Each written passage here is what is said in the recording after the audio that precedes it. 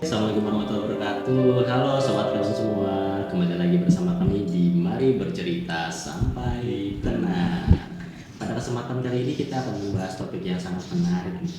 Bagi sobat kamu semua, pernah gak sih takut untuk menjadi dewasa? Kita bakal mengundang narasumber yang keren ya. Betul. Pada kesempatan kali ini, gimana? Berarti ini kan nggak ngobrol cuma berdua ya? Iya betul. Ada narasumbernya? Yes.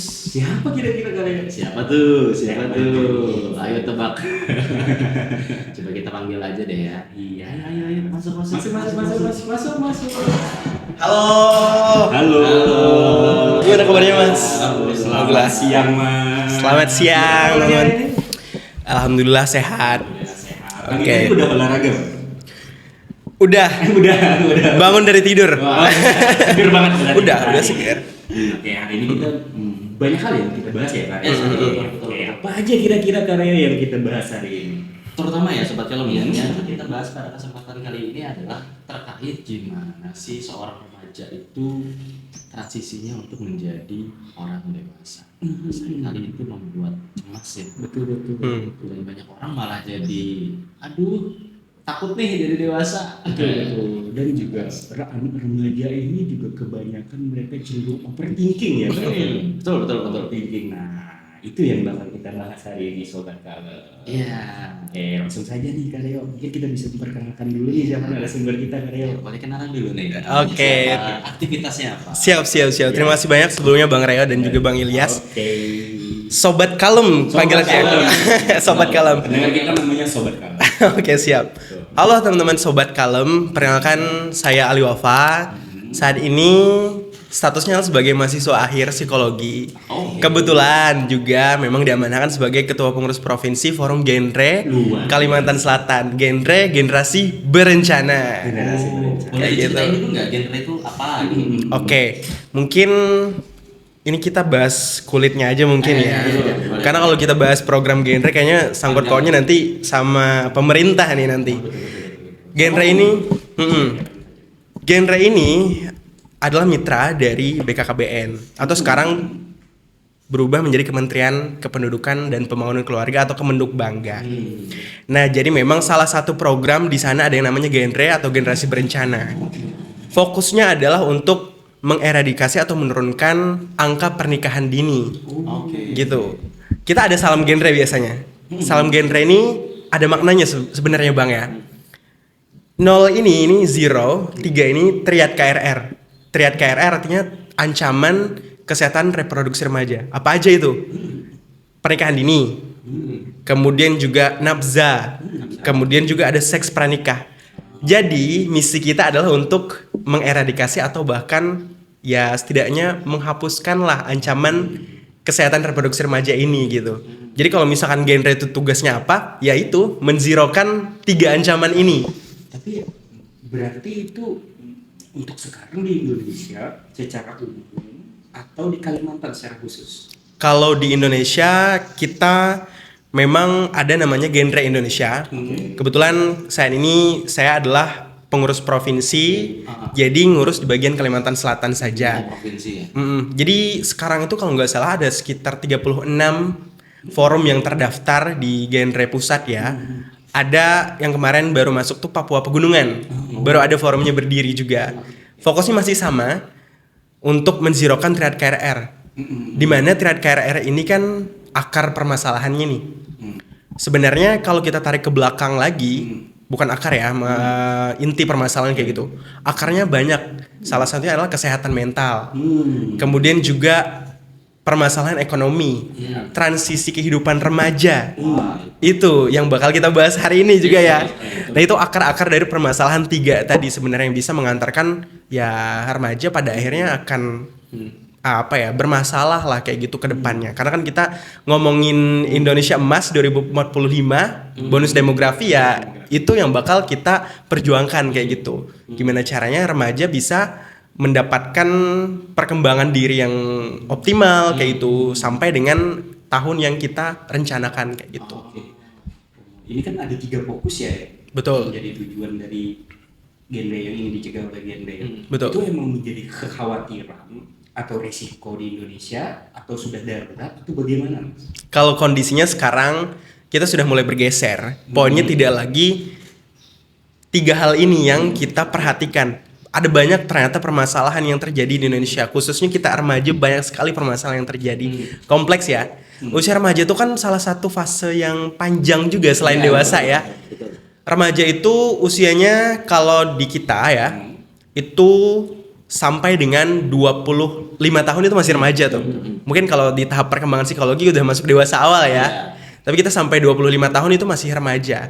Jadi memang potensialnya remaja ini dengan banyaknya permasalahan ada, dengan dinamika dan juga perkembangan emosi yang ada. Kadangkala ketika kan remaja ini secara medis memang lebih dahulu berkembang adalah kemampuan emosinya dibanding untuk memproses logikanya. Sehingga dalam proses pengambilan keputusan akan lebih banyak melibatkan emosi.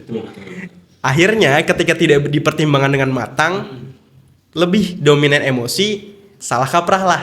Salah satunya ikut-ikutan teman, misal kayak temen ada yang ngerokok nih, temen ada yang mabuk nih, kayaknya keren banget nih. Daripada aku ketinggalan, misalkan FOMO lah istilahnya kayak gitu. Ya udah, jadi standar keren. Itu kulitnya aja bang. Tapi sebenarnya lebih kompleks. Masalah parenting itu juga kita bahas sebenarnya.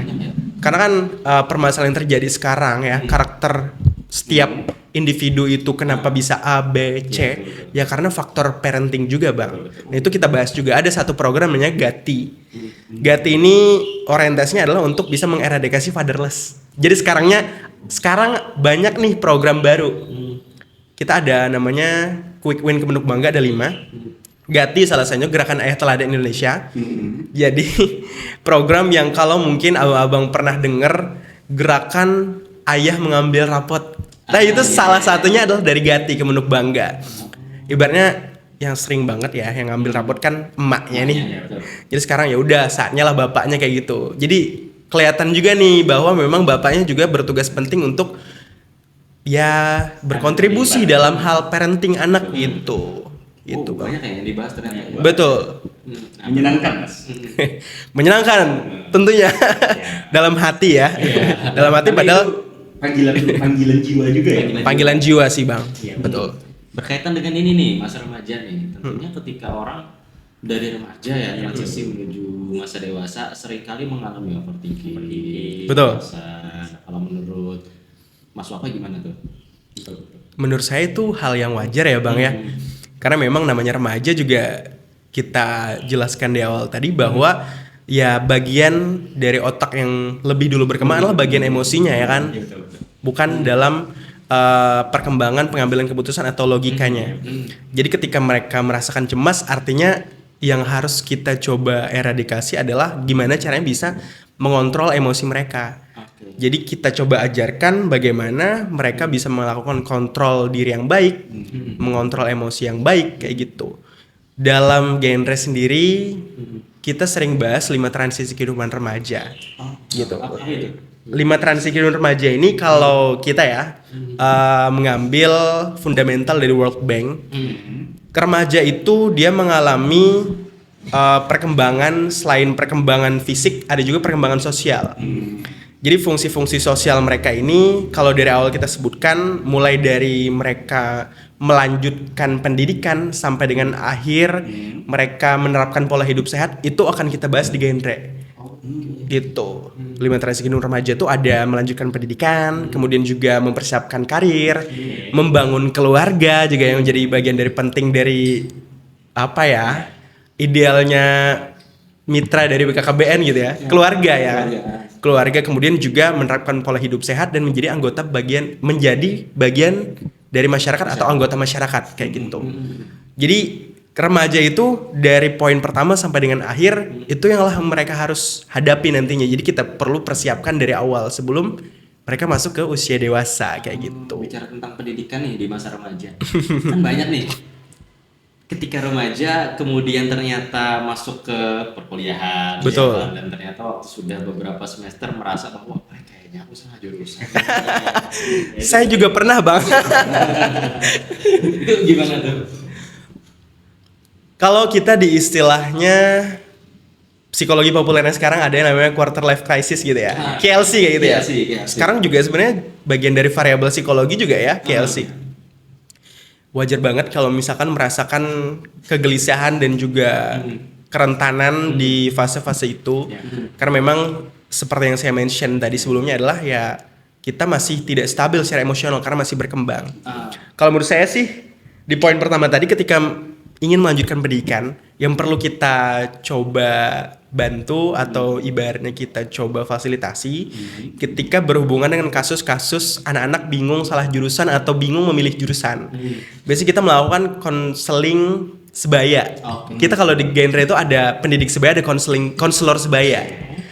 PSKS biasanya disingkatnya, pendidik sebaya, konselor sebaya. Jadi ketika mereka ingin melakukan pemilihan jurusan, ya kita memfasilitasi lewat sana, lewat forum itu tadi. Jadi mau milih jurusan apa itu kita coba rincikan nih prospeknya apa aja.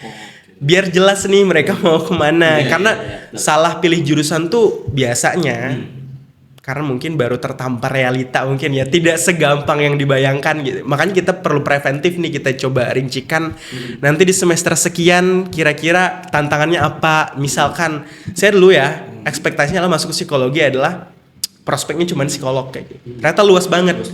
Tapi karena saking luasnya itu kita malah terombang-ambing jadinya. Aduh milih mana ini kayak gitu. Jadi di tengah betul. Dilemma of choice. Di tengah dilemma of choice itu saya pernah mikir, sebenarnya saya pengen jadi apa sih kayak gitu. Itu menjadi renungan-renungan apa ya, filosofis lah biasanya mahasiswa akhir kayak gitu. Alhamdulillah sekarang menemukan jalannya gitu. Walaupun saat ini saya jurusan psikologi, tapi ilmu-ilmu psikologi itu kepake banget untuk saya bisa explore ke hal-hal yang lain. Salah satunya ke genre ini ya masuk juga di genre. Kemudian juga sekarang saya running salah satu agensi kreatif gitu ya. Yang memang ternyata ilmu psikologi kepake semua di sana. People development gitu. Build system kayak gitu kepake semuanya. Jadi memang bahasan pertama tadi ketika memang kita sudah ingin melanjutkan pendidikan, ya kita memberikan ruang dan juga fasilitas berupa konseling sebaya kayak gitu tadi. Karena memang remaja itu kayaknya agak susah ya kalau misalkan yang lebih tua yang memberikan. Ini menarik nih.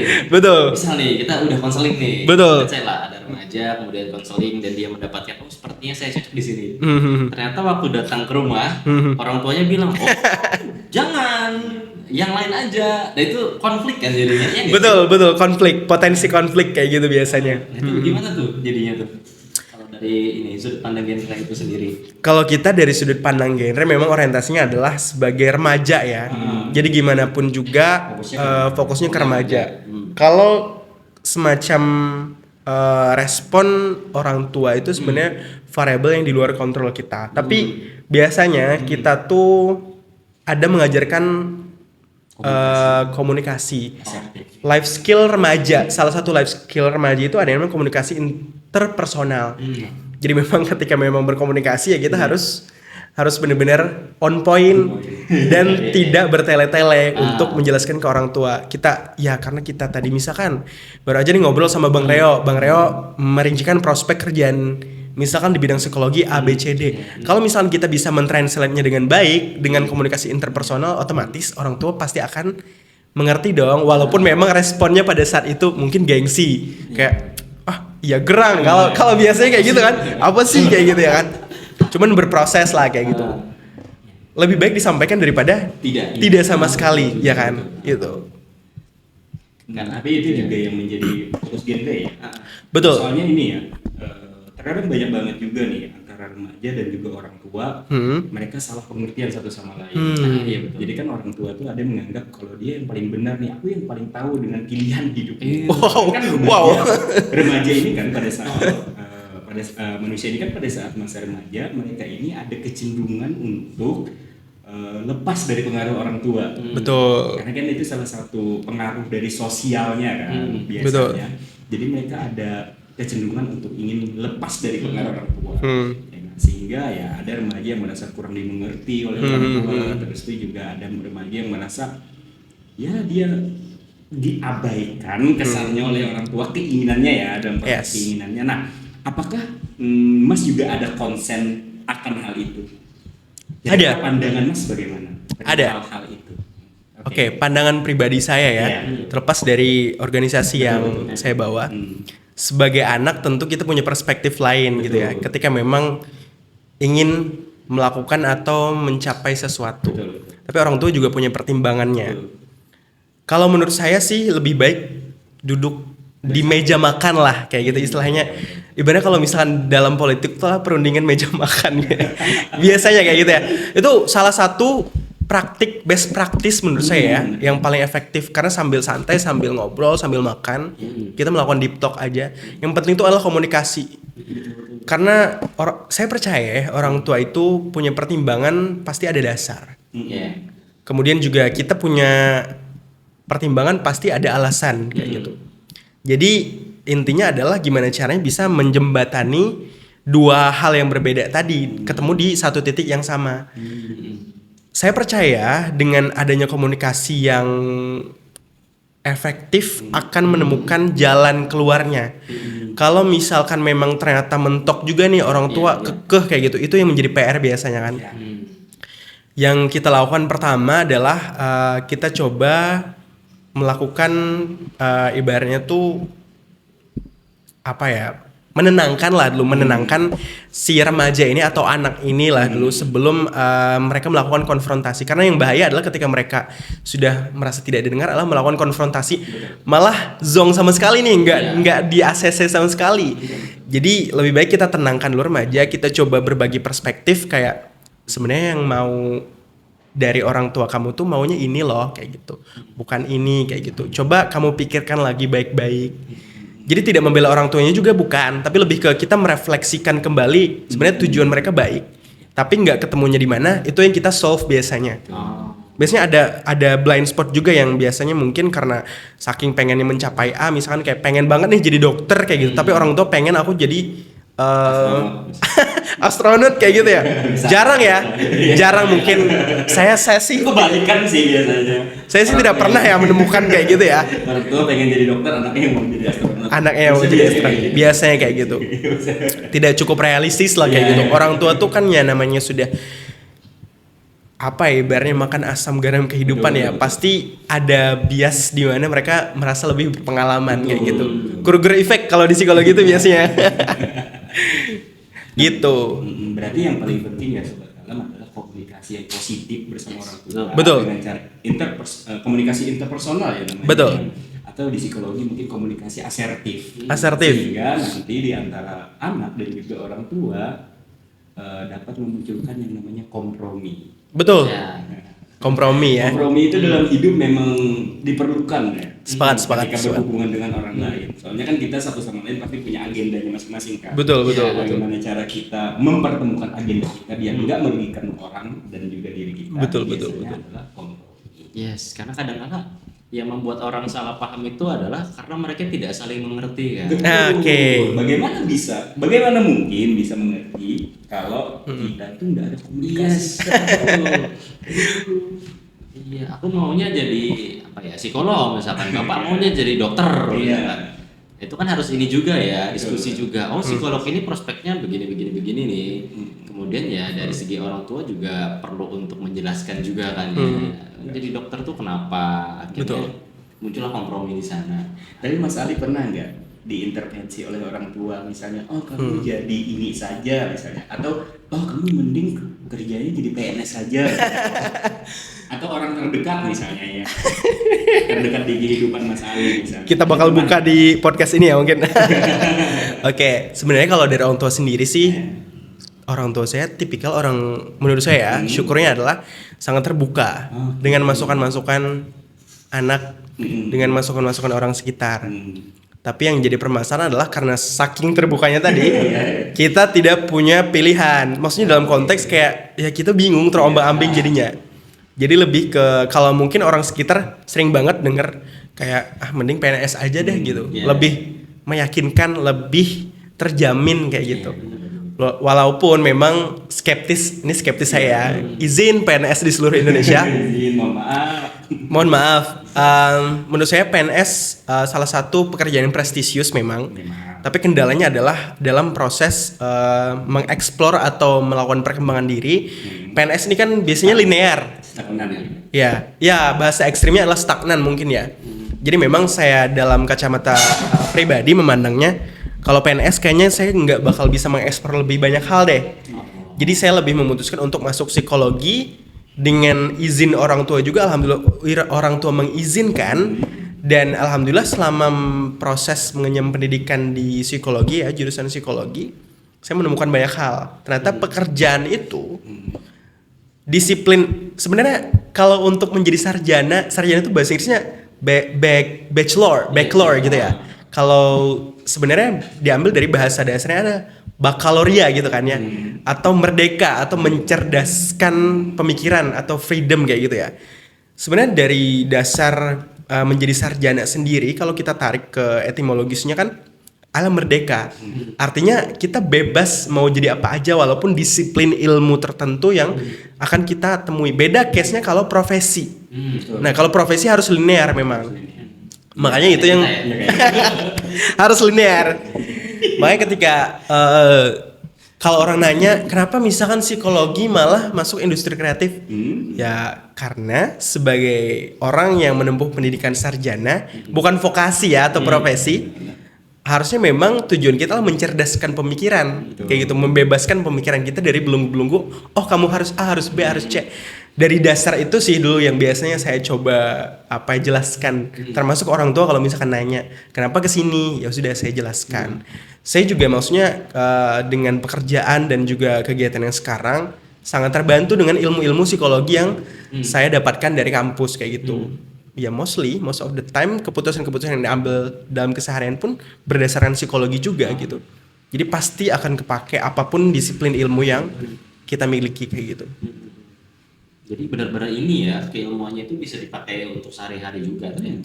Sepakat. Apapun saya percaya. Selain dari kekhususan profesi itu sendiri ternyata. Betul. Yang penting adalah ya bagaimana kita belajar itu kan, Betul. ilmu itu dengan sangat baik. Nah itu ya sobat kalem ya, ternyata memang kalau kita bicara masalah sarjana, kadang-kadang juga kita bisa berpikir atau memaknai itu secara lebih luas. Ternyata kalau misalkan aku S1-nya psikologi, aku bisa merambah ke ranah lain juga loh. Betul. Dalam artian sekolah tidak hanya sekedar komoditas gitu ya.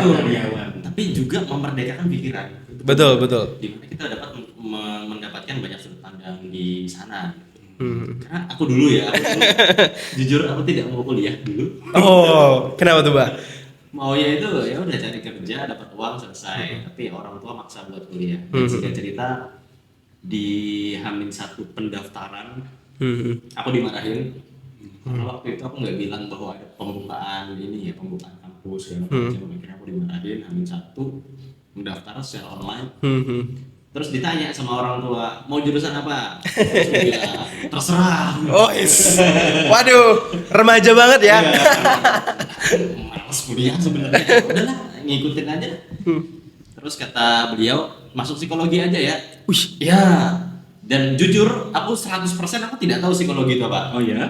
Ya, yang aku tahu adalah psikologi ngurusin orang gila ya. Nah, ya udah, terserah. Yang penting kuliah. Ternyata ketika udah 2 semester tuh mulai kerasa mencintai ya. Kayaknya rugi deh. Gini doang. Oke. Yang mahal ya, kuliah ribet kan. Iya. Apalagi dengan regulasi yang sekarang ya. Itu kita lanjut aja ya. Oke. Maaf saya bertiga. Maaf. Izin.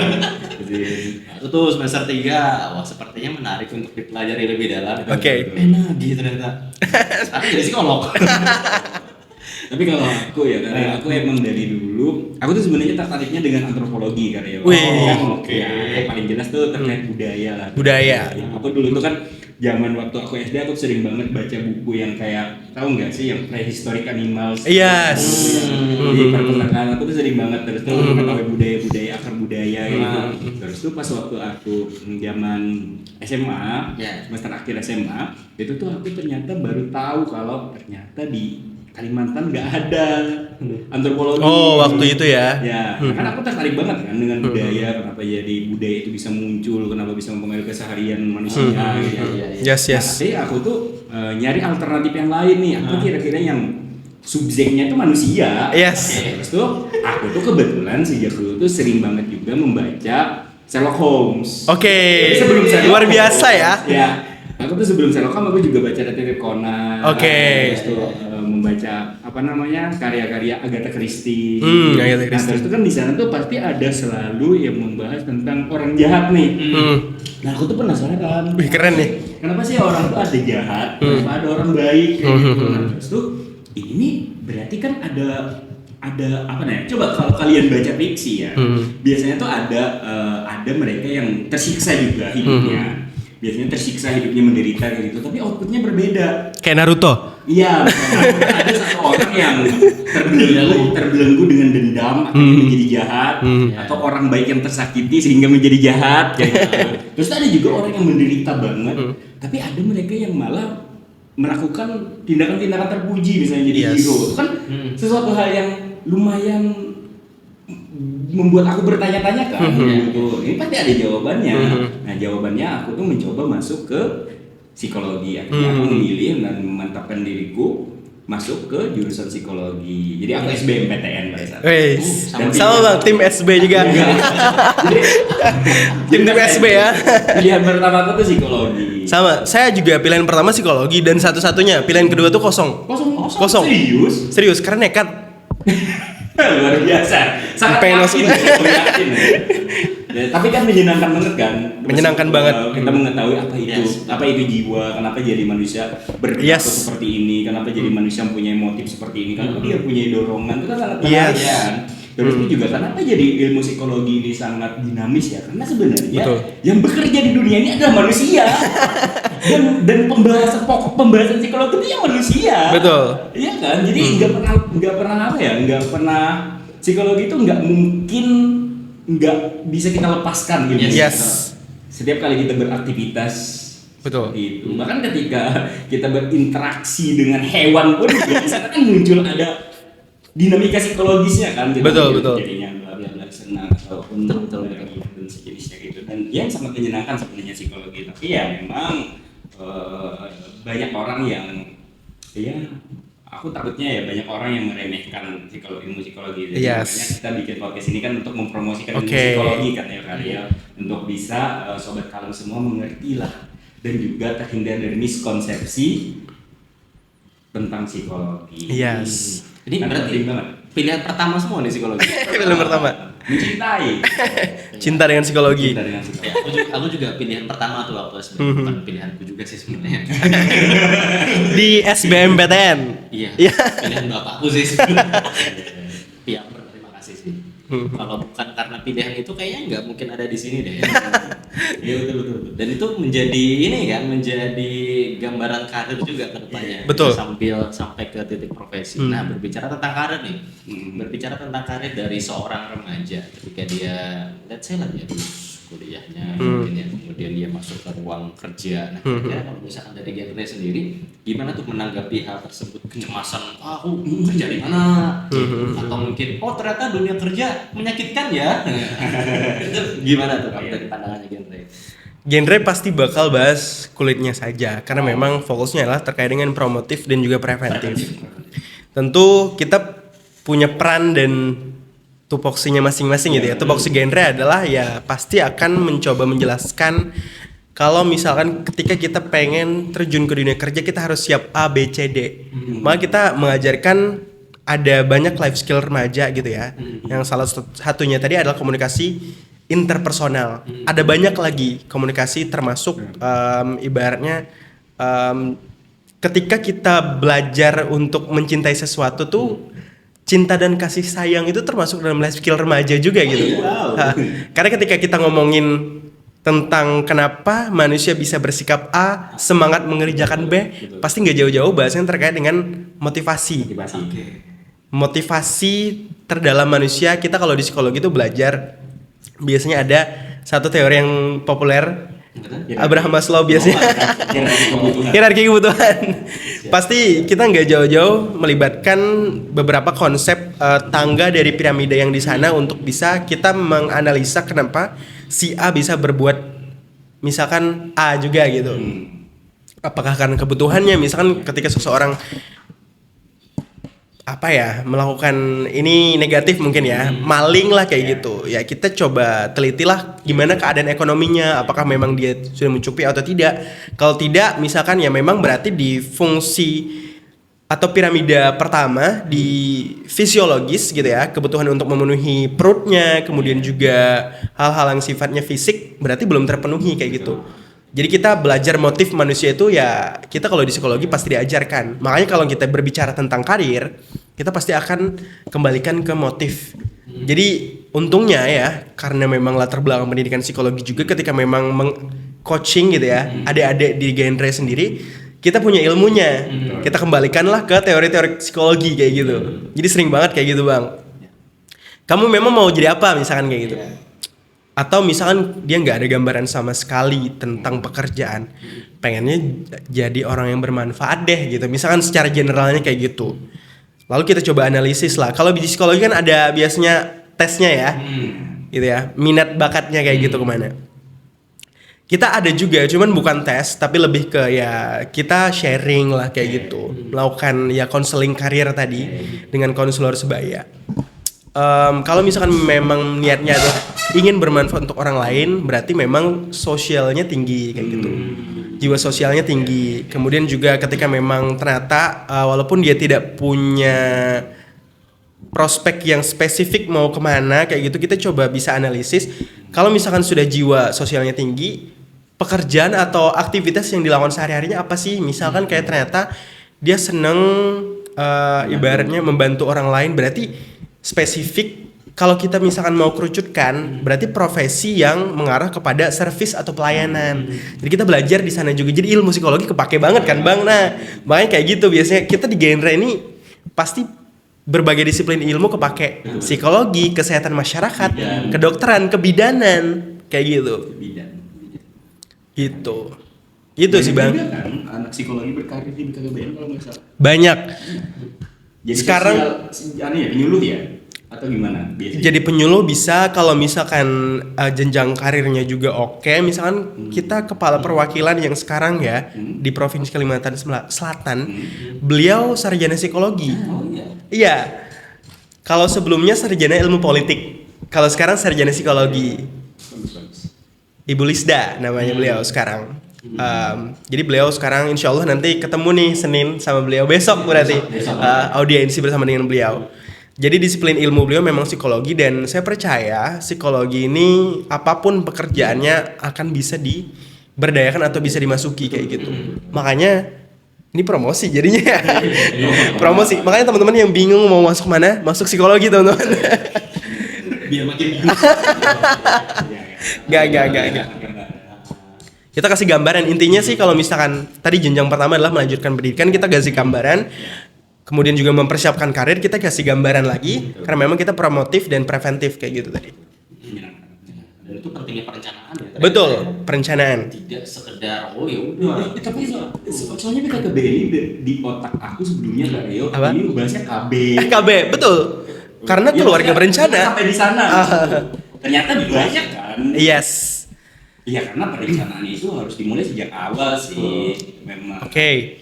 Karena mungkin kayaknya yang terjadi dan juga informasi yang beredar di masyarakat adalah KB adalah mengacu kepada pil KB. Iya. Keluarga berencana, 2 anak cukup gitu ya. Sekarang kan 2 anak lebih sehat jargonnya. Iya. Karena memang ya berkembang lah, dan dengan keadaan yang sekarang kayaknya lebih relevan adalah 2 anak lebih sehat. Jadi tidak ada bentuk paksaan. Kalau 2 anak cukup tuh kayak Dipaksa. 2 anak aja kamu. Harus 2 ini. Iya kan hak setiap orang sebenarnya. Jadi kita coba termasuk dalam proses mengganti jargon itu pun kita belajar ilmu psikologi tuh bang. Makanya penting banget nih psikologi dimanapun berada. Bermainnya di persepsi orang. Betul, sepakat. Persepsi orang terkait membaca informasi atau mendengar informasi. Betul. Luar biasa emang psikologi, aku tuh cinta banget. Love banget. Ini biasanya kita adalah kalau di BKKBN adalah biasanya kita ini salam genre kan ya. Ini berencana itu keren. Kayak gini biasanya. Berencana itu keren. Kayak gini biasanya nih hand sign-nya. Iya, sesuai dengan ini ya, genre Tep, ya, generasi tep. Berencana. Artinya memang kita memplanningkan, nggak Betul, sekedar planning. tiba-tiba, oh ini aja deh. Karena Iya. memang ya planning itu bagus sih ya. Benar-benar.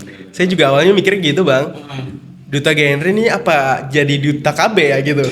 Saya mikirnya kayak gitu. Aku aja mikir. Aku aja belum nikah gitu ya. Aku aja mikirnya duta genre itu kukira genre musik atau apa kayak gitu, genre film, mikir ternyata generasi Berencana, betul. Memplanningkan.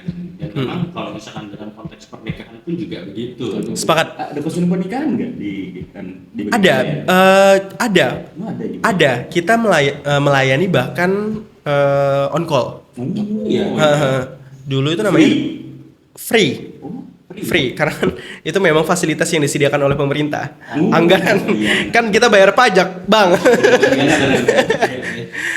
Cuman memang ya tantangannya adalah pasti antre atau birokrasi kayak gitu. Karena namanya juga banyak orang kayak gitu. Sama juga di BKKBN kan biasanya DP3A juga kan ada. Perlindungan Ya, perlindungan perempuan dan anak DP3A. Reski kalau nggak salah kan di situ. Oh, di sana ya? Ada teman maksudnya. Oh. Mention ya orang yang nggak ada sih. Mention ya. Siapapun kamu, rezeki ada di sana. Gitu. Yang penting perencanaan. Bahkan sebelum menikah pun juga direncanakan. Betul, sebelum menikah. Salah satunya aku dulu sih. Aku dulu waktu sebelum menikah itu Aku nggak ada pengalaman lagi. cobain aja. Lanjut. Waktu fokus ke situ ditanya tuh sama dokternya mau ini mau anak berapa. Tampilannya seperti apa. Betul. Menjadi penting dan disosialisasikan juga terkait dengan pernikahan. Ya secara umum sih sebenarnya tidak bertentangan dan lain sebagainya gitu. Betul. Berkaitan dengan hal tersebut remaja juga cemas gak sih biasanya? Cemas. dengan pernikahan ini. Dituntut Bang biasanya Bang. Iya, Apalagi sih, kalau Bang. cewek biasanya di Kalimantan Selatan ya khususnya ya. Ya. Dengan angka pernikahan dini yang Lumayan masih tinggi. ya, masih tinggi gitu ya. Mau cerita. Apalagi cewek ya, biasanya pasti ditanya, udah ada calon belum? Nah kayak gitu. Apalagi tiap Idul Fitri, Idul Adha gitu. Aku tuh sebenarnya relate banget ya dengan yang namanya pernikahan dini. Karena kan aku tuh kan lahir di kampung ya. Yes, Di oke. Salah satu desa di Martapura Ya, di ya. ujung sana Oke. di Sungai Rangas keliling Benteng. Lah, keliling benteng. Keliling Benteng. Saya dulu KKN di sana Bang. Oh iya. Beneran. Di Jadi bidan, bidang apa? bidan apa? Ketemu bidan nggak di sana? Oh, nggak tahu sih bidan siapa. Pokoknya keliling Benteng Ulu dulu. Keliling Benteng Ulu ya. Keliling Benteng Ulu di Oh, sana. iya. Nah itu kampungku. Wow. Nah di sana kan banyak banget ya usia pernikahan Yes. dini ya. Nah aku tuh berada di keluarga yang budayanya nikah muda. Bahkan sepupu-sepupuku tuh banyak banget yang nikah bahkan sampai di usia 17 tahun dia udah nikah. Oke. Bahkan 16 tahun, 17. tahun ada yang udah nikah. Jadi kemarin tuh pas waktu apa namanya nikah itu kan ada surat pengantar banyak banget lah Yes. yang perlu dipenuhi karena kan sebenarnya belum cukup usia kan. Tapi keluargaku banyak banget mereka tuh yang nikah muda. Nah dan itu tuh berdampaknya ke aku. Dalam artian kayak aku kan di usia sekarang bisa dibilang lebih dari seperempat abad ya 27 tahun lah kayak gitu. Dan aku belum nikah. Nah yang cemas itu justru bukan aku tapi keluarga aku. Wow. Gitu keluarga aku itu kan sebuah fenomena lain kan. Maksudnya sesuatu hal yang perlu kita diskusikan lagi juga kan. Kenapa hal seperti itu bisa terjadi? Berarti kan ini bisa dibilang ke ranah budaya kan. Benar. Budaya kan yang perlu disosialisasikan. Jadi yang camas itu bukan aku mah Yes. enjoy aja. Aku mau ke orang sendirian. Tadi pagi aku datang ke nikahan orang sendirian.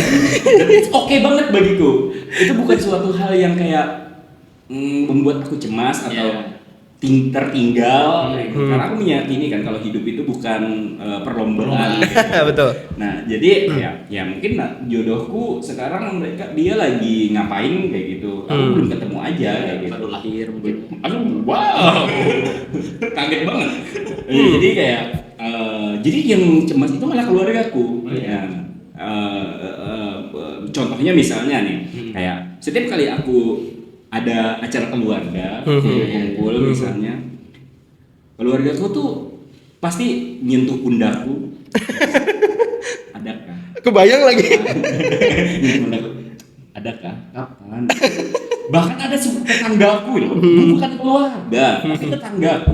Kemarin dia datang ke dinas, ya. Tapi kerabat dekat juga tentunya. Dia datang ke dinas salah satu dinas provinsi ngurus berkas kayak gitu. Terus tuh dia ketemu sama temanku.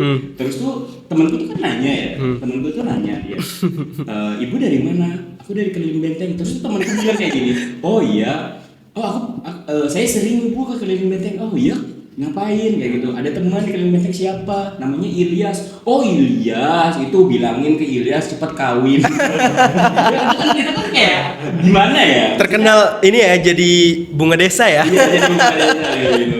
Jadi kayak bahkan tetangga itu kan kayak ngomongnya tuh kayak gini kayak kayak Bunga desa. iya, kapan Ilyas ya? Aku sudah tua.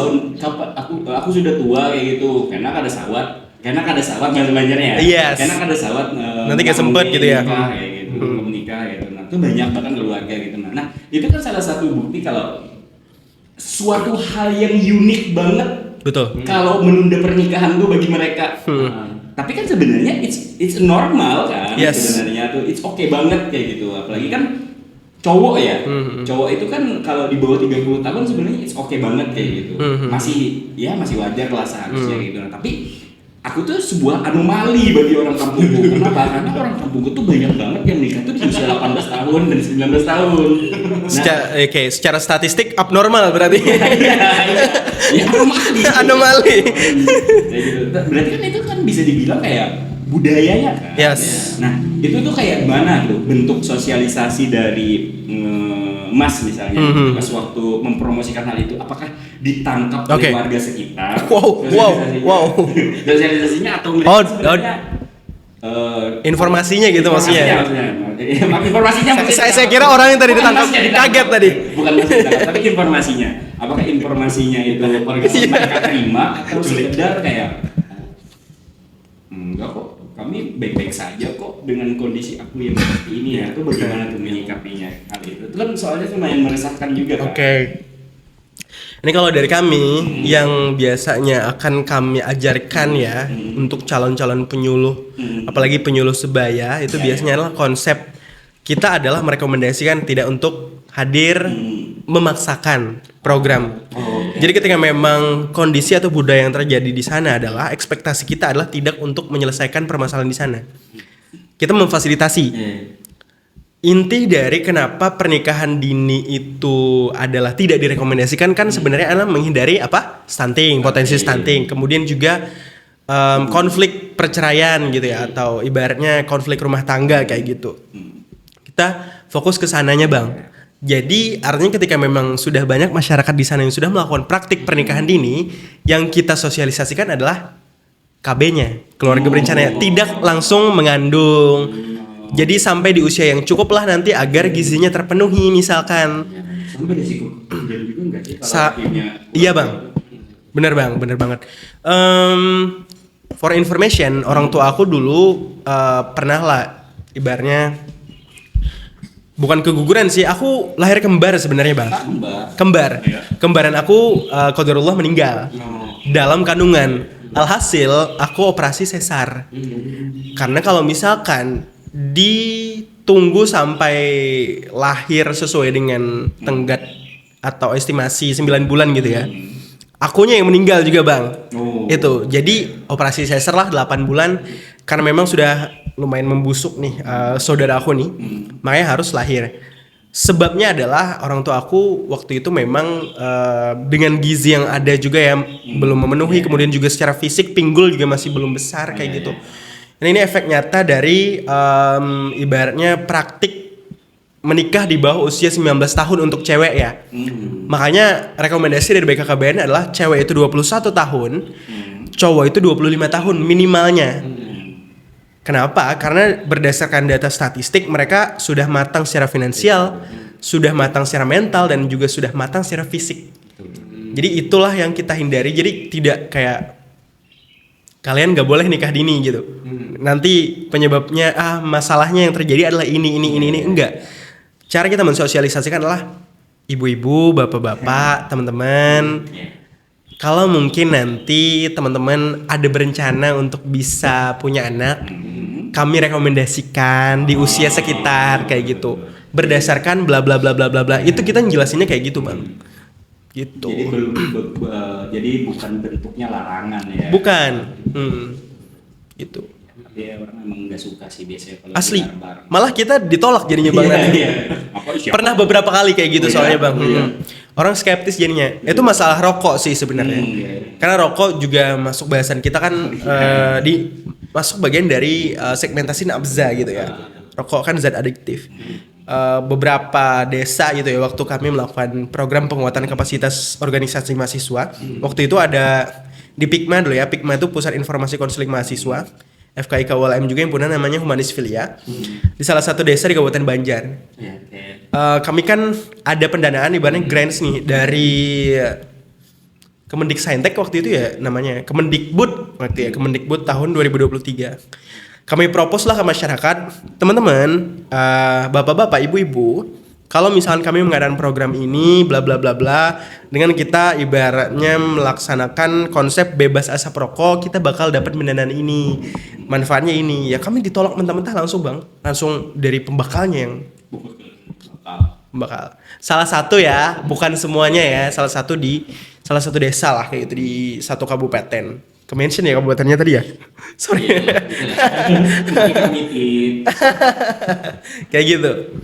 Jadi memang hal-hal kayak gitu secara realistis kita juga harus perlu pertimbangkan. Idealnya memang adalah preventif tadi, tidak menikah di usia sekian atau tidak melakukan konsumsi nafza. Tapi ketika itu sudah terjadi, yang kita lakukan adalah rekomendasi. Kita masih bisa loh untuk jadi lebih baik. Nah itu sih prinsip yang kita tanamkan. Bukan ini ya, bukan apa ya, tiba-tiba jangan nikah. Stop nikah nih gini gitu. Jangan punya anak pokoknya. Jadi lebih ke merekomendasikan bahwa Betul. secara kesehatan dan ada ilmunya ternyata. Betul. Secara kesehatan memang alangkah lebih baiknya usia minimalnya tadi perempuan 19 ya. Perempuan 20, kalau di BKKBN 21 tahun dan laki-laki minimalnya 25 tahun. Dan itu usia minimal ya, walaupun kalau di lingkungan kita jadi usia maksimal ya kadang ya. Wow. Udah di atas 25 atau perempuan di atas 21, kapan nih? Udah nih, lewat nih. Tapi kalau secara regulasi 19 nggak sih kalau nggak salah, kalau di Kemenak atau pemerintah gitu? Itu 19 itu apa? 19 tahun gitu minimal. Untuk perempuan. ya perempuan sama laki-laki enggak sih? Menikahnya. Kalau nggak salah. Kalau baratnya di bawah dari itu kan nggak bisa keluar surat nikah kalau nggak ya? Buku nikah ya, buku nikah. Mungkin perspektif biologis ya. Iya. Biologis, mental, psikologis, ekonomi mungkin pertimbangannya. Betul. Kalau misalnya secara peraturan mungkin usia 19 Yes. Secara administrasi. Betul. Gitu bisa. Memang pertimbangannya biologis tadi ya. Biologis. Juga nggak sih? Psikologis penting banget. Kematangannya belum tentu sudah cukup baik. Nanti kan Betul. lebih ke rumah tangga. Kalau misalkan punya anak ya perlu ilmu parenting. Itu penting banget. Itu penting banget. Semua orang tuh harus punya ilmu parenting. Wajib Itu. Itu yang kita tanamkan. dan sebisa mungkin sebelum punya anak. Punya ilmunya. Itu. Jadi akan lebih mudah nanti daripada cepat udah punya anak belajar ya nggak apa-apa sih sebenarnya. Yes. Nggak ada kata terlambat sebenarnya. Betul. Hanya saja memang kalau misalnya Idealnya. betul, kalau misalkan masih belum ada anak ya bagus itu. Sesuatu yang khusus untuk promotif dan preventif. Udah 3 yang kita bahas nih ya. Iya, nih. Pendidikan, kemudian juga tarik karir, kemudian juga ini membangun keluarga juga ya. Habis ini ngapain ya? Apa lagi sih sama nih? Ada menjadi anggota masyarakat dan juga praktik hidup sehat. Oh itu dibahas juga ternyata. Itu dibahas juga. Karena menjadi masyarakat kita perlu ilmunya, Bang. Itu benar sih. Kalau di kita apa itu yang dibahas untuk masyarakat tadi? Menjadi anggota masyarakat artinya kita melakukan fungsi-fungsi sosial. Fungsi ikut bermasyarakat gitu, gotong royong. Kemudian juga kita berkontribusi di masyarakat seperti apa, baiknya kayak gimana. Makanya kita selain karir tadi kan kita memang disiapkanlah skill-skill dulu. Skill yang tidak hanya juga berguna untuk mencari nafkah, tetapi juga untuk terjun ke masyarakat. Karena kita ya namanya makhluk sosial, Bang ya. Kita nggak bisa sendirian. Betul. Perlu kolaborasi lah bersama dengan manusia-manusia lainnya. Gitu. Itu kalau menjadi anggota masyarakat yang kita bahas. Cuman kita nggak bakal bahas spesifik ke sana karena memang itu akan berbeda gitu. Individual differences kan konsepnya. Karena setiap orang punya solusi dan juga punya caranya masing-masing. Jadi kita bahas kulitnya, kita siapkan aja nih kira-kira kalau kita ke masyarakat yang punya karakteristik kolektif, misalkan kita harus kayak gimana? Masyarakat yang misalkan kohesivitasnya rendah, misalkan kita harus gimana? Perkotaan dan pedesaan kan beda.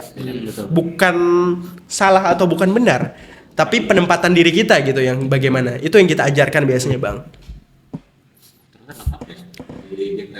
Sebenarnya kalau kita kupas gitu mendalam. Karena kebanyakan dari kita kan tahunya tadi ya KB. Duta KB. Ya, pokoknya jangan nikah dini aja.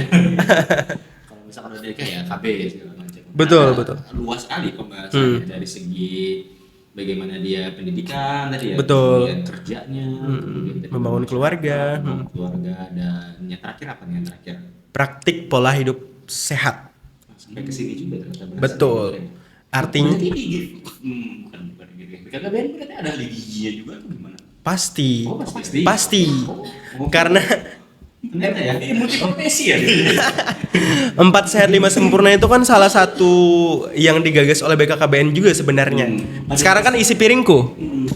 Oh iya, pada dasarnya berarti ya BKKBN untuk kesejahteraan individu. Betul. Pada dasarnya. Kesejahteraan. Untuk mencapai kesejahteraan ya kita harus memenuhi kebutuhannya. Betul. Diakui kan puncaknya. Betul. Aktualisasi diri. Apa tuh yang dibahas di genre itu terkait dengan itu tadi? Pasti akan bersinggungan dengan pola hidup bersih sehat, pemenuhan gizi, kemudian sampai dengan mental health atau kesehatan mental. Karena sehat nggak cuma fisik, itu maksudnya, mental juga. Itu yang kita bahas. Kalau misalkan dibahas di sini panjang banget deh, Bang. Jadi kita bahas kulitnya aja ya. Praktik pola hidup sehat artinya kita sehat secara jasmani, sehat secara rohani dan spiritual. Jadi kita coba fasilitasi teman-teman bisa punya wadah gitu ya, mengembangkan program-program mereka. Biasanya duta-duta genre ini mereka dikasih tugas, Bang. Nah, ini program mau dibawa ke arah mana? Misalkan kayak kita kemarin tuh ada beberapa duta kita yang menggagas kita korban bullying. Kita korban bullying ini kan komunitas atau platform atau movement yang memang arahnya adalah terkait dengan eradikasi bullying. Tapi sebenarnya lebih kompleks daripada itu. Kenapa kita mengeradikasi bullying? Karena bullying akan menimbulkan permasalahan-permasalahan lain. Quarter life crisis, isolasi sosial, kemudian juga bunuh diri, kemudian juga stres, depresi dan segala macam. Mental health lah ternyata akar dari permasalahan sosial. Jadi kalau misalnya kita tarik lagi ke belakang, inti dari semua program yang disalahkan dari genre ini psikologis banget, Bang. Karena kita berbicara tentang perilaku manusia, lagi-lagi spesifiknya remaja kayak gitu. Gitu sih, Bang. Ternyata banyak ya pembahasannya ya. Banyak banget sebenarnya, Bang. Sobat Kalem ya, ternyata berkaitan dengan genre tadi BKKBN tadi itu tidak hanya tentang pil KB.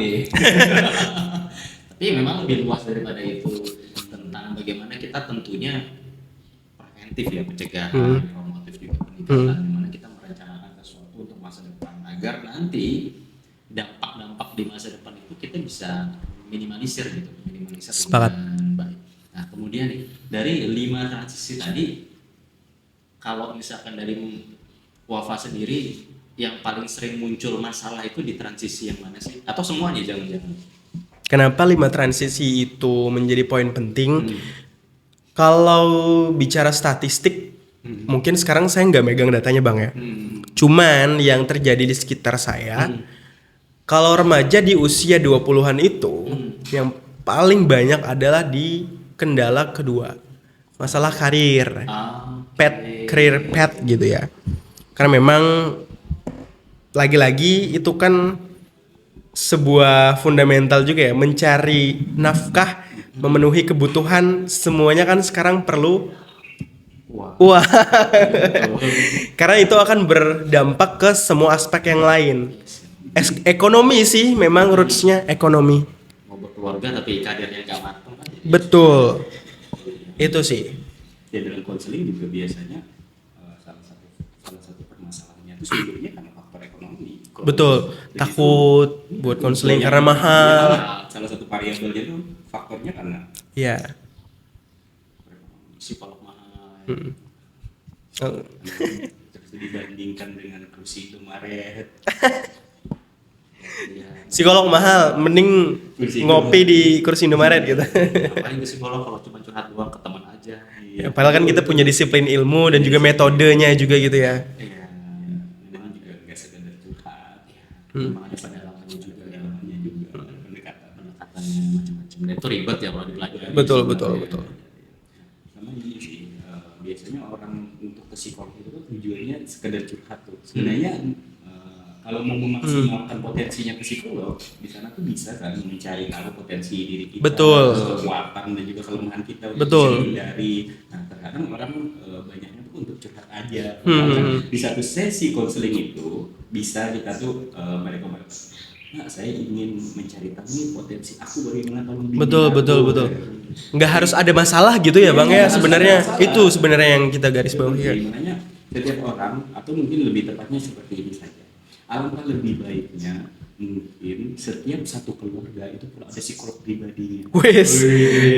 Kayak negara maju kayak gitu nggak sih? Iya. Negara maju. Itu penting banget soalnya. Jadi kan setiap kali misalnya ada lahir anak misalnya, jadi kan bisa memantau tuh di Betul. setiap fase perkembangan dan pertumbuhannya.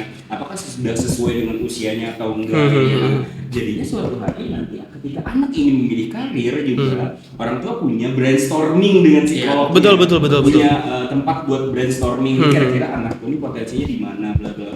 Jadi kan anak tuh juga mungkin berpotensi untuk menjadi terhindar dari bullying misalnya. Yes. Kenapa? Karena kan otomatis nih ketika dia sudah bertambah atau berkembang sesuai dengan usianya di tempatnya itu otomatis kan dia itu akhirnya mempunyai set konsep yang kuat. Yes. Seperti itu. Nah, sehingga ketika set konsepnya sudah kuat dia punya prinsip, punya pendirian, dia punya moral yang dipegang, jadinya bisa terhindar dari pelaku ataupun korban bullying. Nah, Yes. kembali lagi ke bullying. Yes. Ke bullying tadi karena itu sebenarnya lumayan meresahkan juga kan ya. Karena banyak banget remaja itu mereka menjadi korban bullying. Betul Bang. Salah satu permasalahan remaja yang paling banyak terjadi bukan di Indonesia aja, di dunia adalah bullying atau perundungan tadi. Iya. Tapi kamu meyakini kayak gini juga nggak? Kalau sebenarnya kan kita fokusnya kita kan terkadang terlalu fokus dengan korban ya. Yes. Yang perlu pendekatan khusus tuh pelaku Sepakat juga Bang. nggak sih? Sepakat Bang. Karena ada kemungkinan pelaku itu dia juga korban, bisa nggak kayak gitu? Yes, ada satu statement yang sering saya sampaikan ke teman-teman. Salah satu tokoh psikologi bilang, saya lupa namanya, yang meneliti terkait dengan perundungan atau bullying di remaja. The bullied become the bully. Oh. Yang terbully itu siklusnya akan menjadi orang yang membuli. Ya, jadi violent circle. Yes, itu jadi apa ya, lingkaran setan yang kalau nggak diputus itu akan tetap berlanjut. Makanya apalagi kalau misalkan di kampus Perpeloncoan ya. perpeloncoan itu akan tetap berlanjut Bang kalau misalkan tidak punya mediator yang baik gitu. Sometimes senioritas junior, hubungan senior junior itu memang di beberapa pendapat bagus ketika memang dimanfaatkan untuk misalkan membuka koneksi jejaring, kemudian juga untuk berkonsultasi. Tapi kalau misalkan memang konteksnya adalah membalaskan dendam, itu yang salah Bang, ya kan? Iya. Meninggikan yang lain dan menginjak yang lain itu sangat tidak suka dengan konsep itu. Itu kayak siapa tuh Bang? Siapa itu ya? Daja. Oh ya benar.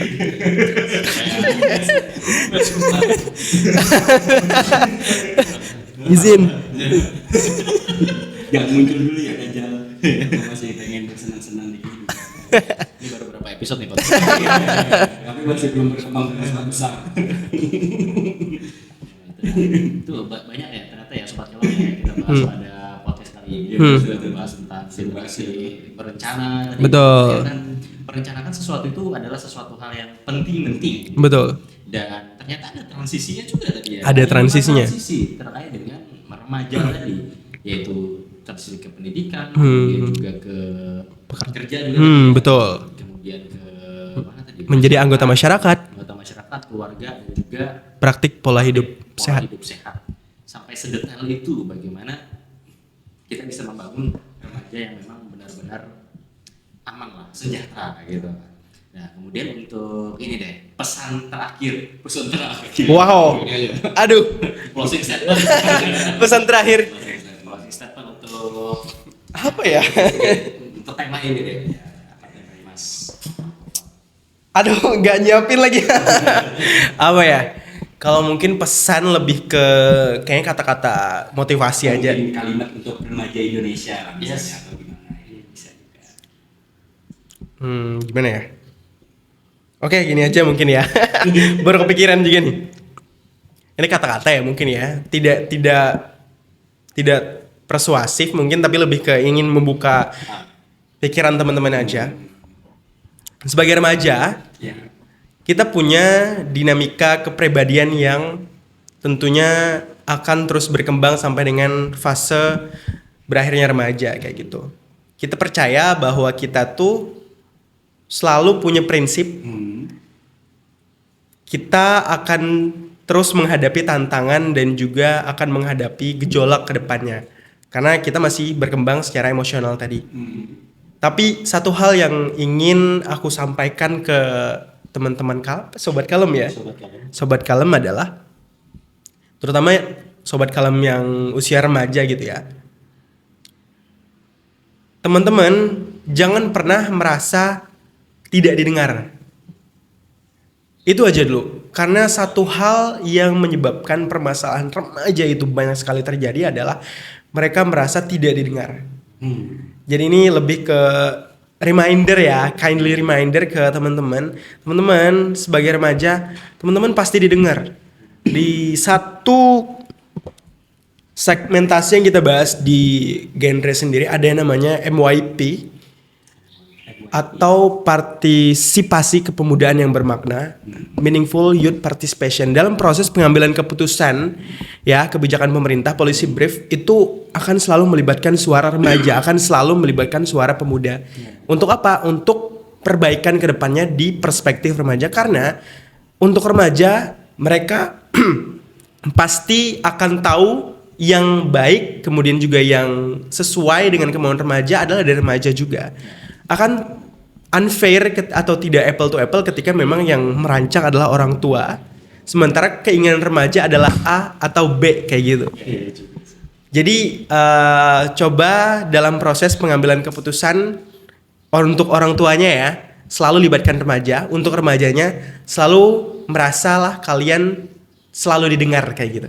Jadi reminder untuk semuanya yang merasa kalian adalah orang tua, teman-teman sobat kalem adalah orang tua, kemudian juga ibaratnya usianya lebih di atas daripada adiknya atau misalkan anaknya, itu tolong dengarkan pendapat mereka, itu bisa jadi bahan evaluasi ke depannya.